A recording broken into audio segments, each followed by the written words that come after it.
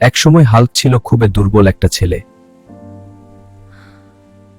সেই দুর্বল ছিল, কিন্তু পড়ালেখায় ছিল অসাধারণ মনোযোগী। স্কুলে অনেকেই এটাকে নিয়ে হাসাহাসি করত, কেউ টেক সিরিয়াসলি নিত না। কিন্তু তার চোখের ভিতরে ছিল একটা স্বপ্ন, একদিন সেই বদলে যাবে। নিজের দুর্বলতাকে শক্তিতে পরিণত করতে সেই শুরু করলো একটা ভয়ঙ্কর পরীক্ষা। আর তখনই শুরু হলো তার জীবনের সবচেয়ে ভয়ঙ্কর রূপান্তর। চিকন ছেলেটা পরিণত হলো দানব আকৃতির সবই হালকে।